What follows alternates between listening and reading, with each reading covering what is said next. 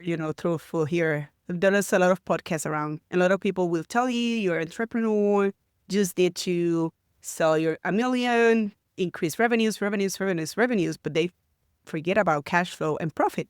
Even when I tell my clients, you need to make sure that you explain to me what I should know about your business because no one is going to know your business more than yourself. So I think that's very important. But other than that, I can work from everywhere, and I think that's the same for you. So that is Yeah. awesome. When that's the conversation, I just sit with them. Let's do a plan, 3-5 year plan, so we can de-risk the business in that area. It's not owner intensive, so you can start delegating.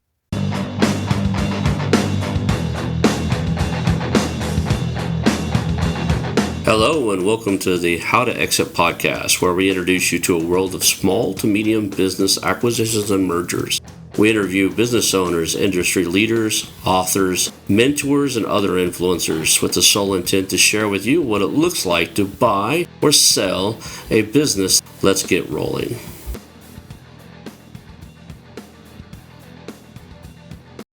And now a moment for our sponsors. This episode of How to Exit is brought to you by Final Ascent, the boutique M&A firm helping lower middle market business owners achieve their ultimate exit. At Final Ascent, they know selling your business is one of the biggest decisions you'll ever make, and they've been in your shoes. Their team isn't just made of advisors. They're experienced business owners who have successfully navigated their own exits. Final Ascent specializes in preparing businesses for sale, building value, and connecting with a national network of qualified buyers who will compete for your business. They don't take on a client unless they're confident they can sell your business at the current market maximum value. Whether you're ready to sell now or planning for the future, they'll craft a roadmap tailored to your unique goals so that you can walk away with maximum value and a peace of mind. Start your journey today at Final Ascent. That's www.finalascent.com, because your next chapter starts with a successful exit. I want to highly recommend you get Acquisition Aficionado magazine.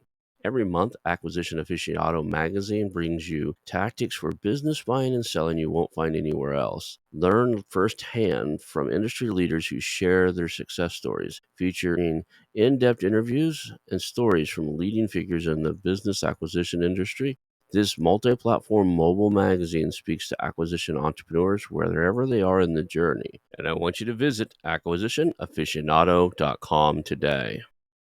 Hello and welcome to the How to Exit podcast. I'm here today with Alina Rivera, and she is the founder of Advising Puerto Rico. And did I get your name even close?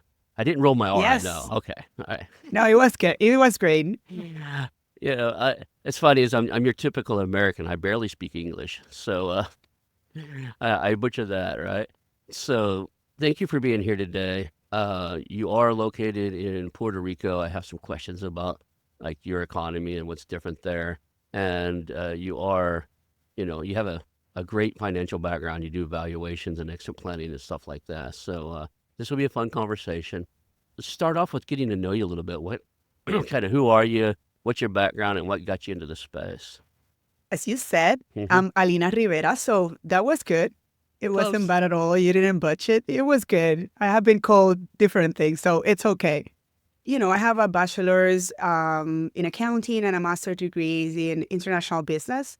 And I started working at an accounting firm doing audit. Then there was an opportunity like 3 months later doing advisory work. So I switched to that. I started doing litigation support engagement, did a lot of construction claims. For at some point that stopped, with the economy around the world and all that. But now I know it's a hot topic now. But that opened the doors for me to work at BDO here in Puerto Rico, the fifth international accounting firm. And they grew, so I was one of the partners of the business advisory department. And I dedicated most of my time doing business valuation, some even internal audit work, as IT work, because when you live in a small island, you learn how to use your core capabilities and your skill to do other work. So I did at some point even transfer pricing, but mostly I did business valuations and forensic work. I did a lot of litigation support engagement for marital dissolution, lost profit, And after that, I was the CEO of a small consulting firm for 2 years. And then I started my own firm 2 years ago, almost. What type of industries are common that you get to work with? I mean, the United States is huge. Like the continental United States is huge. So anything on this side, we've got everything, right? Everything from tech to mining to medical Mhm. and stuff. But I'm thinking Puerto Rico being a small island and stuff. Is it mostly tourist stuff, medical? What type of industries are common, or is that just a misnomer? You guys got everything there. We get everything here, especially after 2012. Around that, we have still an incentive where people come from the States or other countries, and if they export services, they can have or they can pay one of the benefits. It's paying 4% over their profit or net income. So that brought a lot of different industries, especially tech. We have a lot of software as a service companies. We do a lot of Obviously, we have a lot of professional services, retail, restaurants, and everything related to tourism, as you mentioned. So, was Puerto Rico one of the? I think isn't it one of the safe havens, or am I getting mixed up for the crypto guys? Right, the crypto guys took their money and went over they left, and that's one of the places they went. Right. Yeah, Puerto Rico is one of the U.S. territories. So for a lot of Americans, it's great for them to move here. They don't need a passport, and they have the security of an American territory. But then with this incentive, before it was called Law 20 and 22, now is Law 60.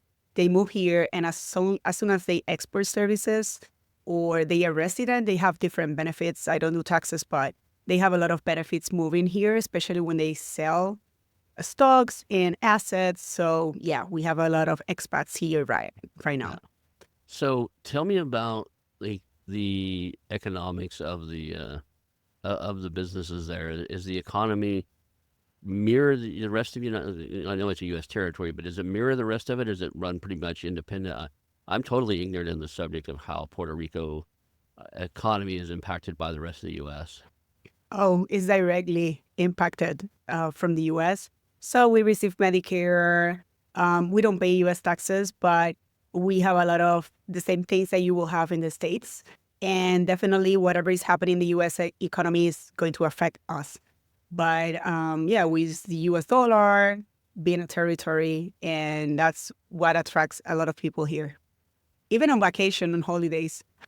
What do you think about the incoming president telling everybody they're going to make Canada and Greenland a state, and here we own Puerto Rico, and they've never tried to, or they haven't offered you statehood yet, Yeah, well, that's a difficult topic, especially right now.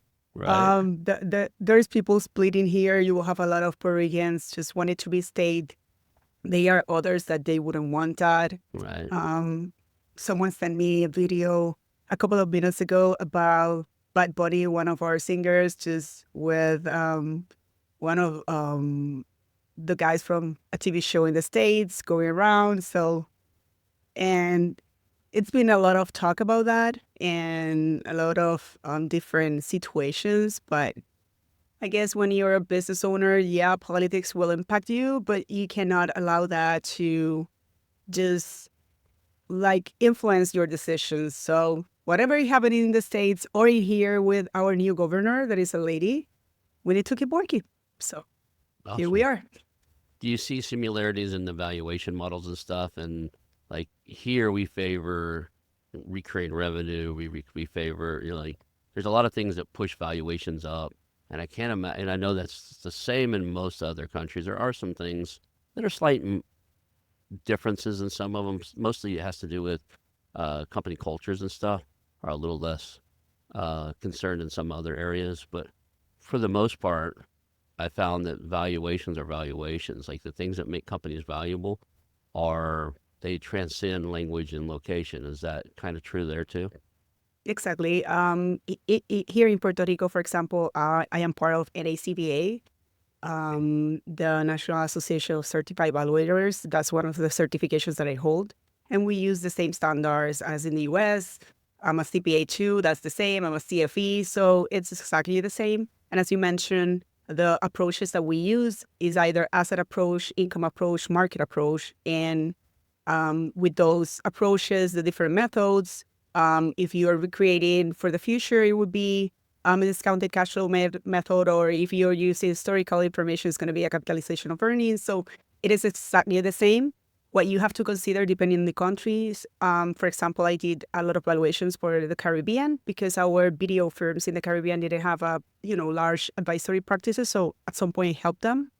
It's just making sure that you understand the economy, do your research for the economy, and where that business is located, the industry, because it's not necessarily the same as what I would be seeing here in Puerto Rico. So that's important. But other than that, methodologies are exactly the same.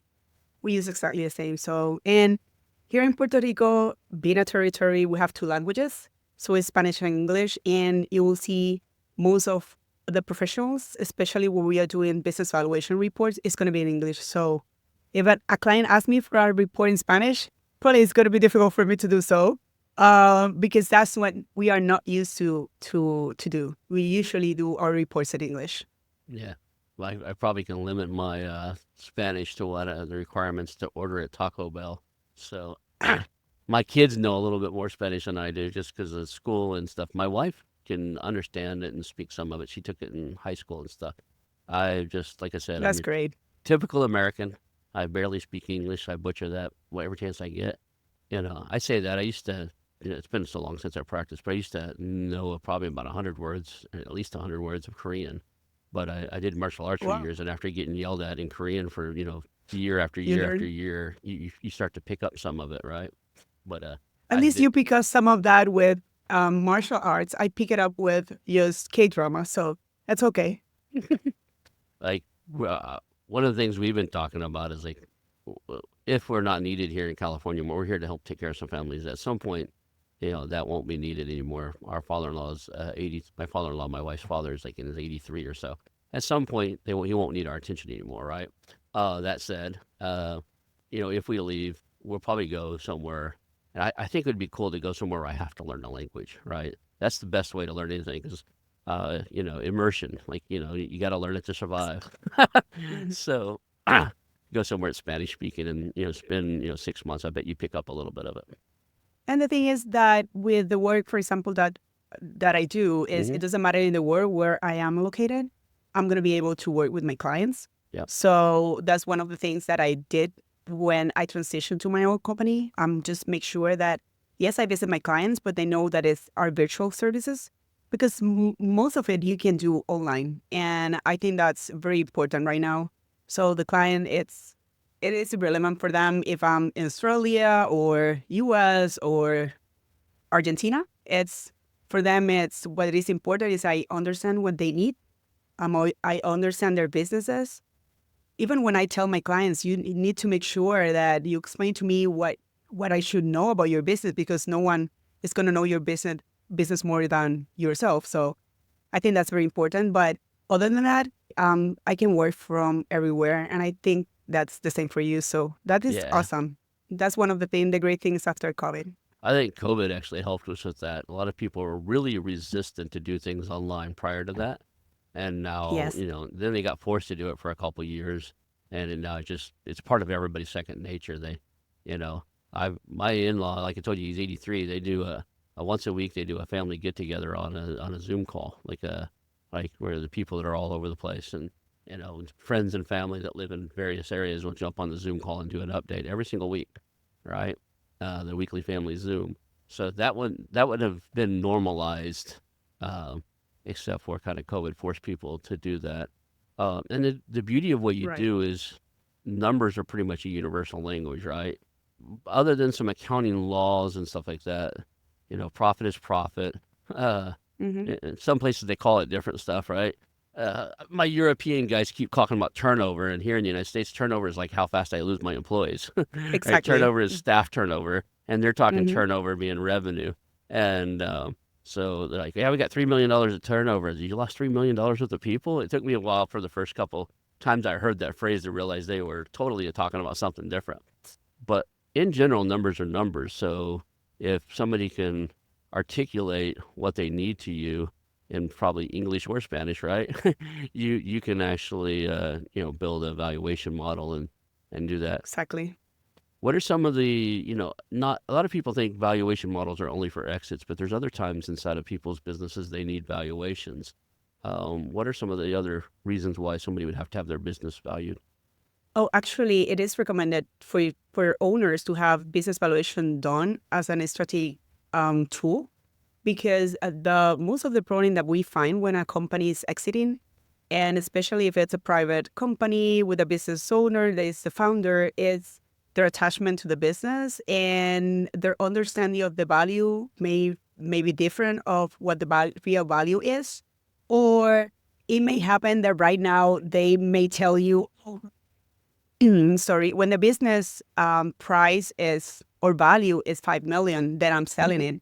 And maybe you do a business valuation and you notice that it's probably never gonna go there unless they do other stuff. So those value drivers you can identify while doing a business valuation, and it will bring the owner to reality. It's a reality check. So we recommend that for strategic purposes. When I do fractional CFO services, I look around it and I tell the client, this is the value of your business, this is the plan for value growth. And then we can review that value every year or every 18 months or every 2 years. It will depend on the owner.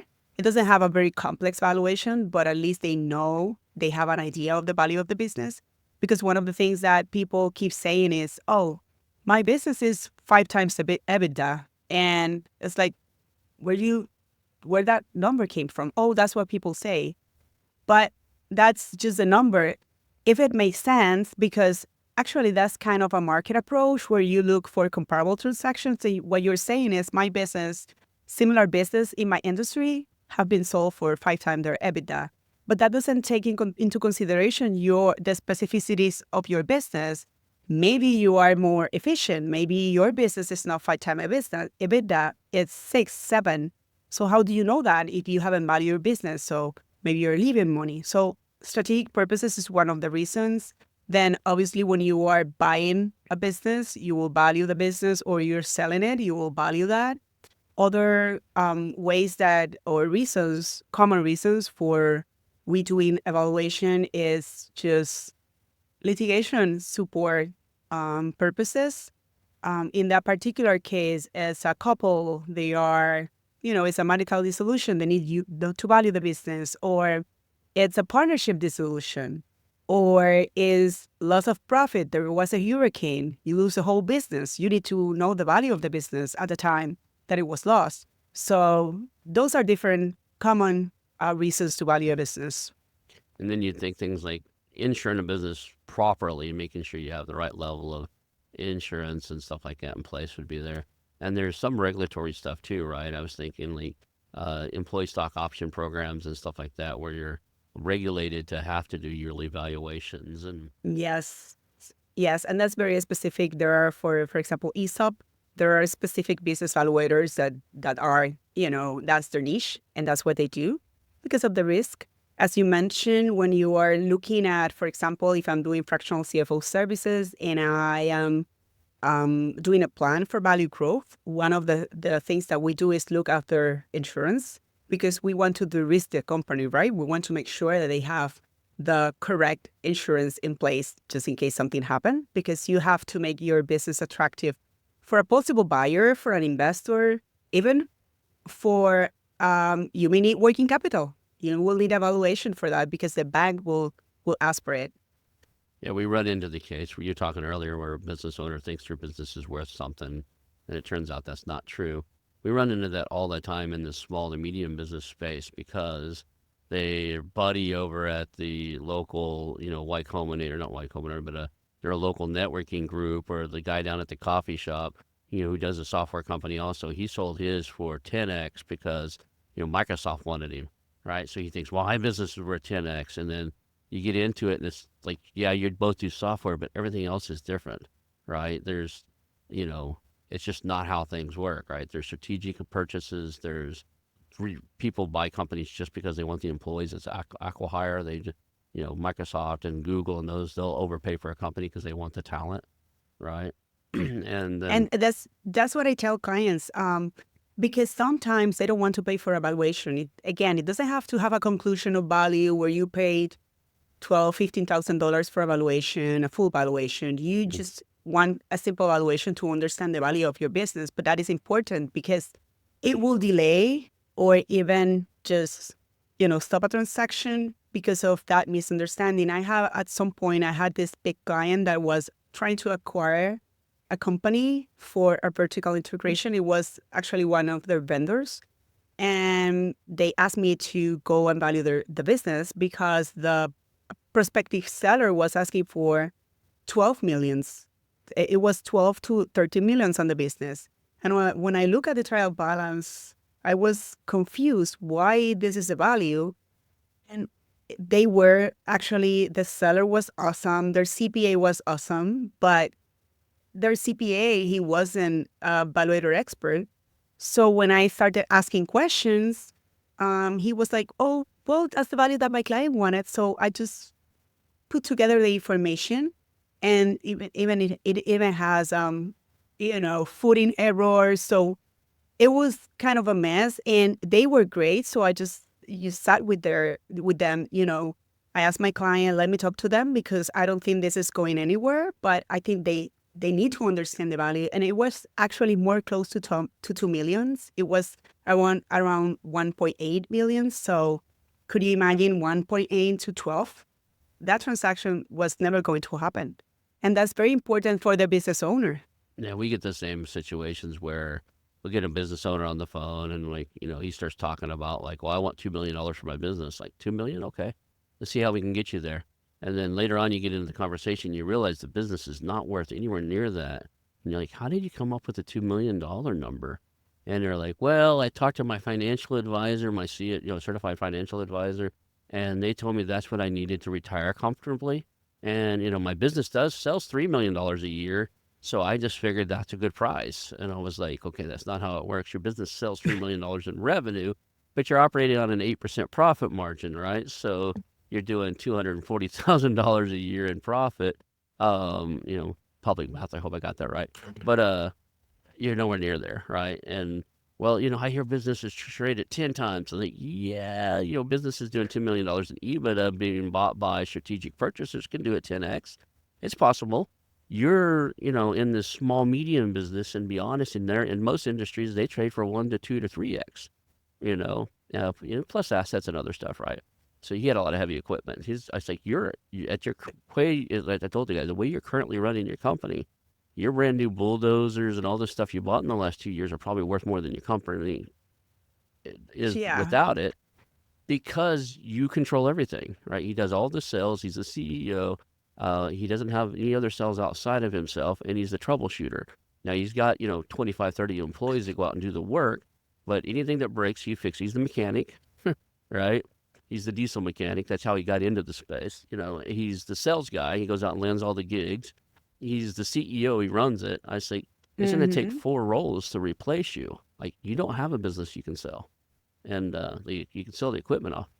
And don't even, it's not even about, okay, I have to put the salary of those 4 positions. But when I start talking to a client and they are thinking on selling their business soon or in a couple of, years, and what they started telling me is, oh, no, this business, this revenue is because of me, because that's their baby. I can understand that. But then what they are telling me is, then what's the value of your business? Because there's a lot of personal goodwill.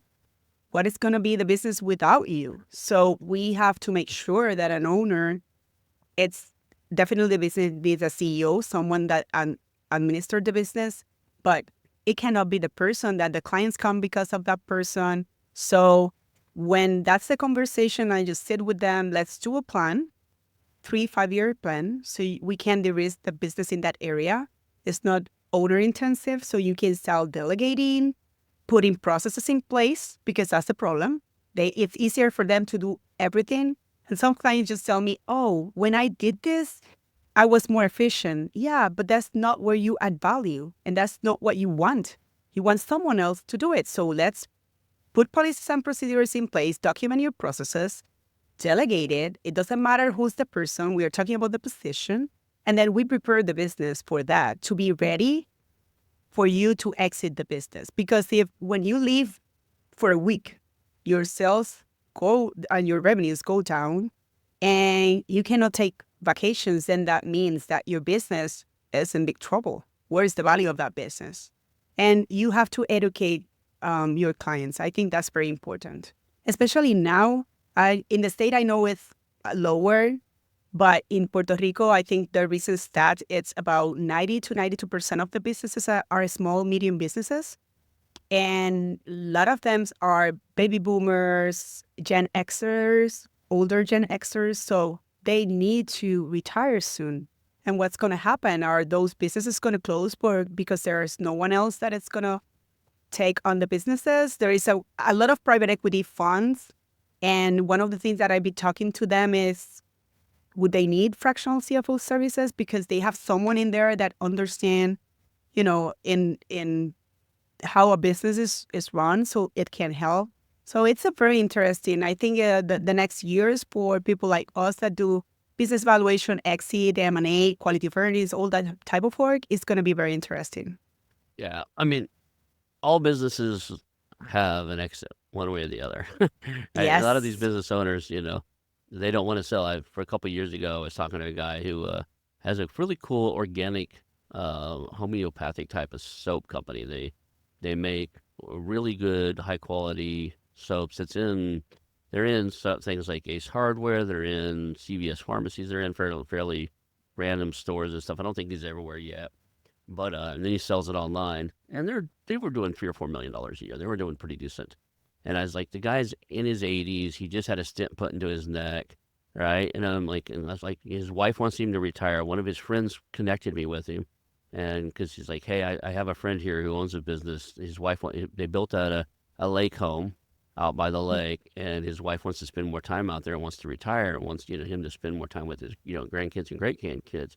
So I finally get this guy on the phone, and he's like, why would I ever retire? I enjoy what I do, and all my friends that retire die within a few weeks. I don't want to die yet.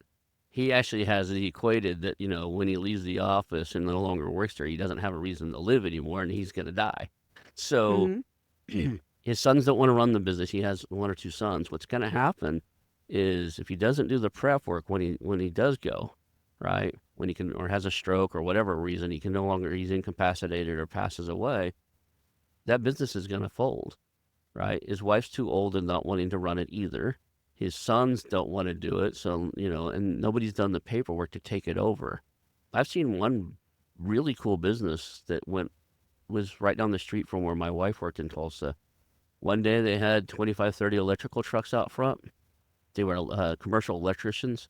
Mm-hmm. And all of a sudden I realized none of the trucks were out. And they were always there. For weeks I would drive by and go to her lunch, or sometimes I would drop her off if we carpooled into town or whatever. But if I drove by, I noticed none of the trucks were out on service calls. Turns out the owner passed away and had a heart attack. Basically went home one day and never came back to work. Nobody had check writing capability. Nobody could payroll, right? He controlled everything, and contracts started not getting serviced. The customers have to go somewhere else. You're building a building, and your commercial electrician can't show up. You got to get a different one. You got to continue on schedule. If you've got need to move your big machinery around, and you need triple phase electric, to 3-phase electric to move your machine, you can't stop production for longer because your electrician doesn't show up. You call a different one. So that business folded so fast that they ended up auctioning everything, just running everything through an Selling auction. their assets. Yeah, selling the assets. Mm. And a lot of business owners don't get that. They don't But get you went too far. I think with your sample of 80 years old, that's too far. it is Even if definitely. you are 30 years old, 35 years old, I think one of the things that you learn is that exit planning is the best strategy, because when you're doing exit planning strategy and you value your business, you are looking at your value drive, looking to cost savings, you're preparing your business, putting policies and procedure in place. You're preparing your business. So exit is not necessarily when you retire. What happened if tomorrow I'm on a car accident? I can die tomorrow. I have, our meeting, the recording of this podcast was supposed to be at the end of December. And I have a great friend, and on the 28th of December, he went around in his ATV and he fell off the ATV. He died instantly. Oh wow. And he Sorry. was young. So that's one of the things that I tell clients on that first meeting. Some of them are prospective clients and they are, do I need you to pay for this hour because of all the information that I received? No, just, I think it's important, as I mentioned before, to educate people. And I think it's important for business owner to have a living will, testament in place. You don't want your kids to deal with all the problems that you left on a business. You have to be ready for that. But in the business side, you have to leave and prepare your business as if you're dying tomorrow. It sounds awful, but that's the only thing that you can do to make sure that is a legacy. Unless you don't mind, well, then put it in writing. When I leave the business, if I die tomorrow, then just sell all the assets. If you don't want that, if that's what you want. But I don't think most business owners, that's what they want. So you cannot wait until you're 80. You have to start with the end in mind. So starting a business, prepare your business, and it's never late. So if you've been in business for 20 years and you're still doing you may have 50 people on the business, but you're still doing the more important sides, just hire someone, start delegating, hire a consultant that can help you and have the experience. Because one of the things that also I hear from clients, oh no, I have a CFO here. And when you meet with the CFO, he's probably a bookkeeper or an accountant. It's not a CFO. So it doesn't matter the name the person have. It's not the work that they are doing. So make sure that you have the right people in place so you can leave the business whenever you're ready or whenever the life you throw you a curveball. Because after COVID, a lot of people say, you know what? And burn, I just want to leave. And usually your business is your main asset. So that's the main asset in the sample that you mentioned, the $2 million that they need to retire. Yes, because that's the main asset. So make sure you prepare the business for the value to be $2 million. So at what point, I've run a few businesses in my life and I have a few small ones right now, but at what point do you feel that a business should have either a fractional or a full-time CFO, not a bookkeeper, not an accountant that does taxes and stuff, but somebody like a real CFO who's doing long-term planning and forecasting and stuff? At what size of a company does that make sense? Well, it makes sense usually between 1 million and 5 million. If it's a fractional, it will go even to 10 millions. I have a client that the company's revenue is around 12 millions per year, and they are not prepared for having a full-time fractional CFO. A full-time CFO yet. They wouldn't be able to pay because there are people that will tell you, oh no, I have a CFO, I pay them $60,000 a year. Then that's not a CFO, because a CFO, what I tell my clients is you need someone. What I see it is bookkeepers and accountants, they are looking at the past, making sure it was right and put it in a reporting way. But then your CFO is someone that is a strategic partner looking at the future. So if you are, for example, startup, those that you can sell 2, 3, 4 millions very quickly, then probably it's time for you to have a fractional CFO. And a fractional CFO can be just a project base. Well, I'm not ready to have a monthly fractional CFO, but they can help me with cash flow projections, general projections, put together some sort of assessment. When I have a client that it's less than $1 million, what I would recommend for them is let's do a small assessment, see where you are right now, what your value drivers are, and do a plan for you so you can implement that. And at some point, you will be ready for me to be a fractional CFO for you. So usually the sweet spot is when they are either have revenues of more than $1 million or they are in a way that they need to prepare to growth because they have to put a lot of policies and procedures and steps in place before growing. I have a client, and that's a great story. It's a construction company because, as I mentioned, I did a lot of construction claims, so you learn a lot of construction company. And I think construction, financial, and healthcare are most of the complex, type of financials that you can find. So I have a construction company, and They were selling 2 millions. I started with them in January last year, so now it's a year. And just right off the bat, I sit with him and with the owner, and he was doing a lot of stuff.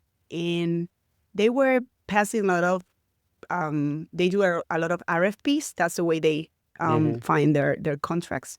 And they weren't proposing because he didn't have the time to look for that. So I did a projection. Let's bring someone that dedicated to that. I prepared when I was with the as a consultant. I did a lot of proposal, all that for the Right. company. So I just prepare all the steps. This is what we're going to do every day. This person is going to do. I prepare the path, and then 3 months later, we had the person, and the first win with that process was a $3 million contract. So he's like, "Now it's your fault. I'm scared because I need working capital." Okay, that's a good problem to have, but that it's important too because a lot of clients they are just so focused on having revenues that because that's truthful here. There is a lot of podcasts around. A lot of people will tell you you're an entrepreneur, just need to sell your a million, increase revenues, revenues, revenues, revenues, but they forget about cash flow and profit. And you can have 5 million revenues, but if your profit is $20,000, or if you're struggling with cash flow, you may bankrupt. So all those things are important. So we put together a plan. We have a cash flow projections. So it was great. Our projection for the first year was 3 millions, and it's close to 4 millions in 2024. So, and then you can see that you're adding value as a fractional CFO.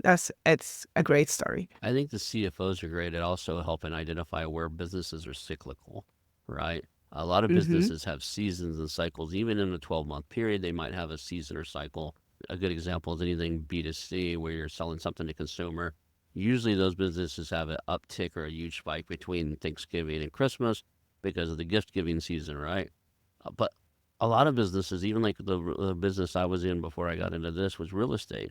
Real estate goes through cycles. Like they go through 20-year cycles or 15-year cycles, depending on your market. And, depending on the cycle, there's always money to be made in real estate. Don't get me wrong.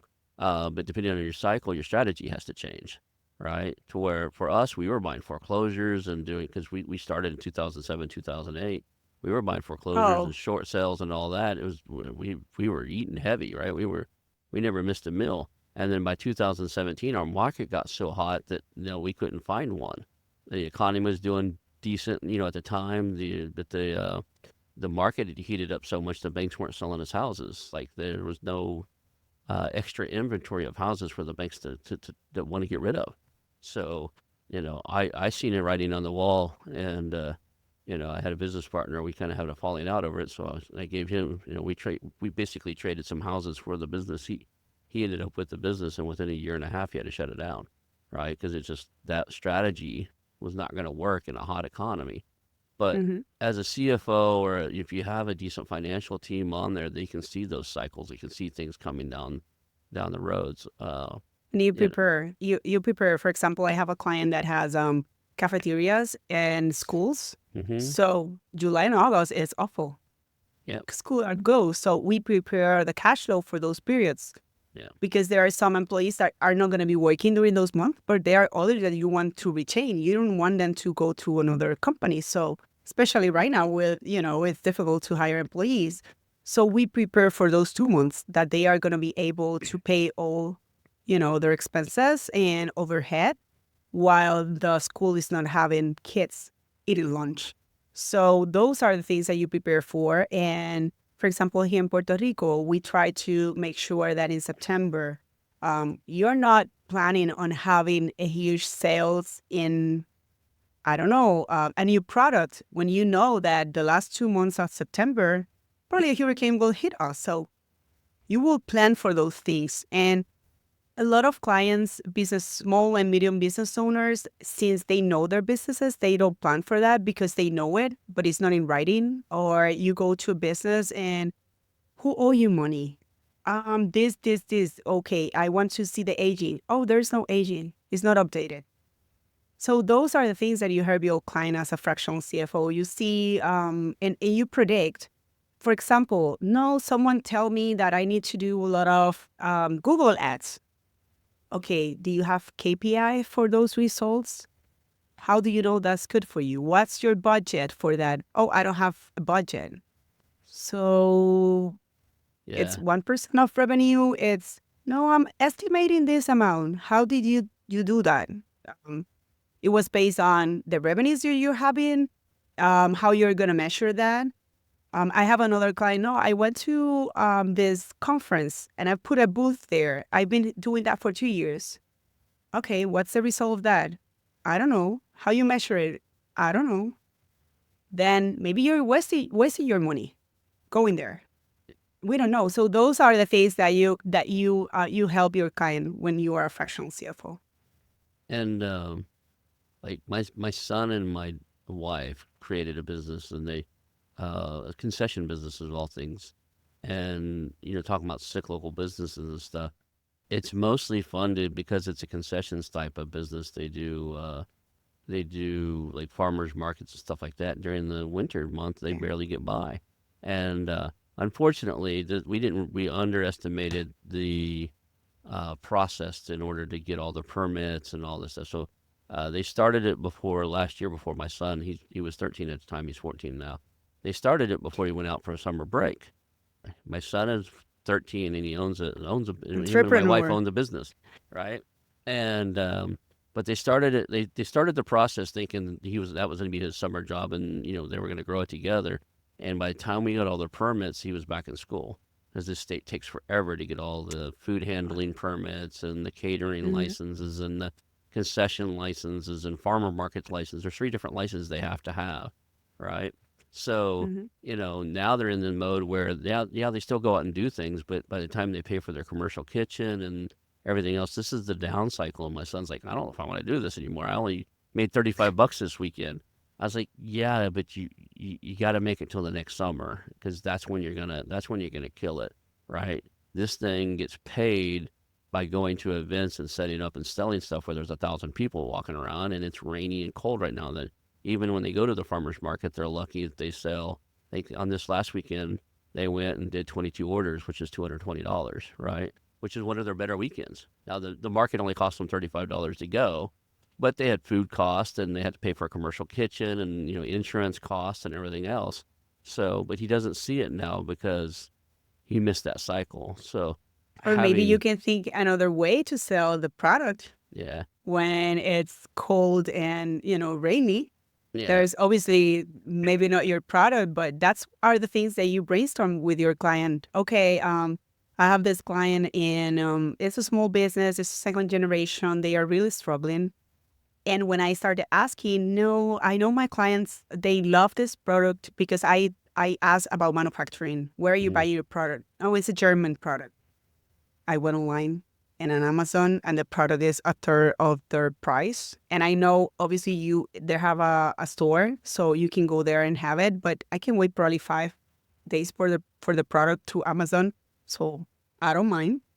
And when I ask, how do you know it's because of the product? Just have someone. That's one of my first recommendations. Just someone on the store.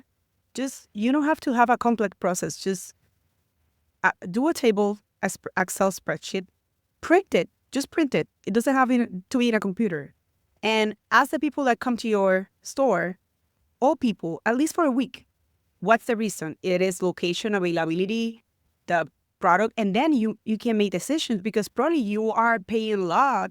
Your cost is very high for a product because you know that it's a good product, but that's not why people are buying.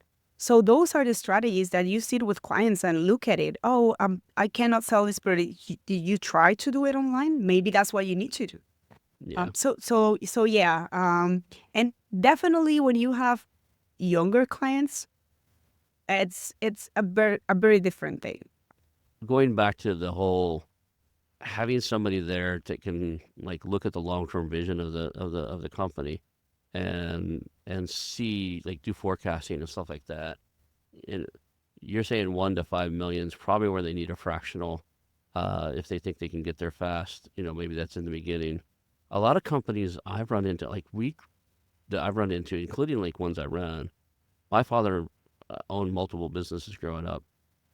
His painting business, we didn't we our bookkeeper was our tax man.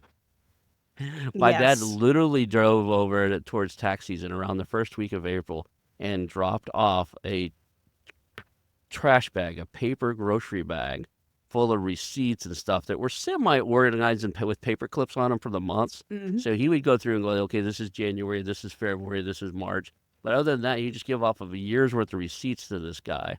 And, at the first week of April. And when my dad turned that business over to me when I was a teenager and asked me if I would run it for a while, I met up with that guy. He goes, could you do me a huge favor? And I said, what, could you at least bring the grocery bag over, let's just say every couple months so I don't have to you know, crash and do this. So, I was a little bit into computers. We did a lot of stuff in Excel, like that. But I didn't even know what bookkeeping was until I went to college, right? Because that's how Hmm. we did it, right? At the Now end of is something similar with QuickBooks, yeah, but instead of the bookkeeper asking you for the receipts, they are going to tell you have to have the receipts, but they are going to ask for the bank statements, and they will do everything with the bank statement. And what I tell my client is, when you are small and you don't have an internal bookkeeper and you paying an external accountant to do your bookkeeping, again, what they are doing is preparing your bookkeeping for you to have information for your tax returns and tax compliance. It's not necessarily strategic meetings. And even if there is some sort of monthly financial reporting that they send you, it's just they put it together. They have 30, one accountant can have 30, 40, 50 clients, just one bookkeeper in a company. So they don't have the time to analyze, your business the way you need to. They will put together your financials if you're lucky, right. because they are not, their idea is different and what they are selling you is different or what probably you need.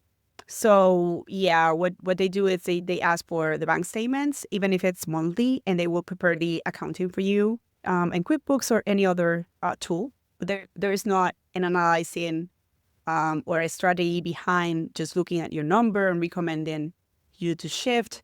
And what I tell clients is, think as, you will have the owner with this lots of ideas and great ideas. You need someone that can help you convert those ideas in money, because it doesn't matter if you have great ideas, but if they are not profitable, then it's just sad. So usually it's like, the superhero and the helper, like just Batman and Robin. That's the person that you have, that sidekick with you that can help you just take your business where you need to take it. Maybe you need a loan. That's where I sit with the person. Let's put together the information. I put our reporting package together. Let's go to the bank. Let's look for options. What's the best interest? All of that. So yeah, I think that's very important. And as I mentioned, even if it's a small business and they are growing, it's always a good idea just to have maybe an assessment or just project-based assistant, because what I have seen is that the business owner really know what they are selling, if it's services or if it's a product, if it's shoes or it's construction. But the administrative side of the business, that's not that where they are strong at. So just do what you know what to do, where you really add value to the business, and then bring another person to do what they are good at. So, for example, the business that I was for 2 years as a CEO, the founder, she was great selling their services. That's what she does. But then the administrative side wasn't that good. So I was the CEO. I was a partner, a minority partner, but I was the CEO. But then you have to identify that as a business owner. It's not that you're losing control of your business, it's you're doing what is best for your business. And that's what you need to think and sit and think and plan every year. And I think that's one of the things that clients are missing and business owner is just sitting at the beginning of the year, bring someone to your business, maybe a fractional CFO. That can be a good project. Just hire someone for 4 or 5 hours a year, sit with them. It doesn't have to be in person. Just if it's a person that knows what they are doing, they are going to ask you for your financial information, prepare, sit with you 3, 4, 5 hours, at the beginning of the year and plan for the year. Maybe you don't have the money right now to hire that person to implement those recommendations, but then you have a plan that someone gave it to you that knows what you're going through because you need that. And one of the things that was difficult for me at the beginning is I was used to these big, large clients because I worked for an accounting firm, a big accounting firm. It was the largest in the island. It was the only market around the world where the big four weren't the first. It was BDO and then the big fours. So all our clients were really large. We actually just refer all the small clients to other accounting firms. So seeing the business owner now and me being a business owner, I understand the struggles and I know how to prepare, how I need to prepare every year, and I make sure that my clients they do the same. So I think that's important. Just look for someone that can help you. There's always a person that can help you. Yeah, I run into business owners all the time who, they're getting by, they're paying their taxes at the end of the year. They have their bank statements, but they actually don't have a set of books, right? And they could be pushing $1 million a year, and they're like, "Oh, I just do everything in my bank account." Like you don't have a profit and loss statement, you don't have an income statement. Do you use QuickBooks? He goes, my accountant, like your accountant, like what does your accounnt do? They do my taxes. Like, okay, that's not an accountant. Right, that's a tax man, that's a tax person, right? Like, do you submit all your receipts and all your income? Does somebody look at your stuff on a daily basis? Do you have a bookkeeper? And that's a good place to start. They're like, well, no, not really. Just I look at my checking account and everything goes through there. Like we don't do anything. It's like that's not how this is. So And you then don't I get it decide because when I need to pay. It will depend the balance on the bank account. There is no planning. yeah. So that happens. I mean, that happens always up into the million, $2 million business, and they just don't get Yes, that. That makes it unsellable, right? That makes it hard to manage. The reason that they can manage is because they've been doing it for that way for 25, 30 years. The human brain is an amazing thing, right? We can juggle all kinds of things in our head, but when it comes time to transfer that to another person, it's nearly impossible. What I'm juggling in my head is I don't even know how to articulate that well so I can hand it over to somebody else. And that's the problem that they're going to have is they think, well, every operator, every business owner would be able to do this within a few weeks. Like, no, every business is extremely unique. You're the only one that knows that you have this, random equipment Ah, renewal lease that pops up at the end of whatever, right? You're the only, there's weird cycles inside of it. You're the only person who knows that you pay your insurance premiums semi-annually. So in June you're going to have a big insurance check you have to be ready to pay. A lot of nobody's going to somebody looking at your last 3 or 4 months bank statements aren't going to see that, right? So exactly, exactly.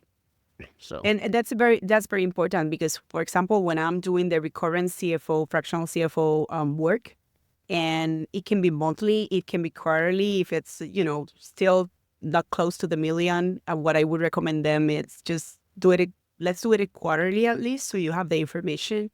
I tell my clients it will take me the onboarding period exactly 2 cycles, so I can understand the business. No, but you have a lot of experience. Yeah, but every business is different, so even 3, 4, 5 months later, I will find things when analyzing the information. Oh, you never mentioned this. This. Oh, I forgot to tell you. So you have to, give the time. So that's why it's so important to document your processes it's like how and about all the information. looks like we're running out of time. Let's do some wrap up stuff so people know how to work with you, right? You'll take on Okay. clients anywhere in the world, right? Yes. Okay. That's step one.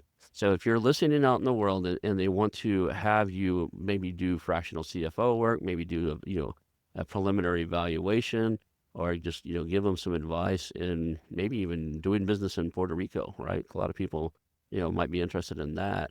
How do they reach out to you? So they can look at our website. It's advising.global.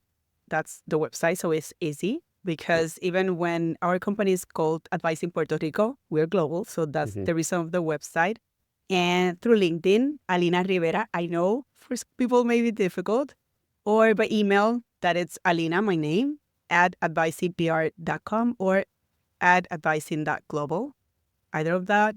And we can just have a call, an initial call, and discuss what they need. Sometimes clients may think they need something, but they need something else. And if I'm not the person for their needs right now, I'll make sure that they have whatever they need. Reach out other professionals. That's the great thing to having a network and having other people that can always help my clients. Awesome. And then thank you for being here today. Let's do the takeaways. If somebody can only remember one or two things from the show, what would you want them to walk away with? Important, just do a business valuation of your business. Make sure that you know the actual value of your business, and from there take the value growth strategies to make sure you grow your business, and also just be ready for your exit. It doesn't matter if it's today or in the future. Just use your exit planning strategy as your annual strategy, because that's going to be your best step to have a healthy business that is ready to sell whenever you're ready to exit it. Awesome. Thank you for being here today. And we'll call that a show. Hang out for a few minutes and we'll wrap this up. Thank you. Sponsored by Dudilio. Buying or selling a small business? Assembling the right team is essential, and that's where Dudilio comes in. They work with individuals, independent sponsors, family offices, private equity firms, and small medium businesses, helping you build the perfect deal team for every stage of your acquisition or sale. And the best part, Dudilio's matching service is completely free. Visit Dudilio.com today and assemble your winning deal team.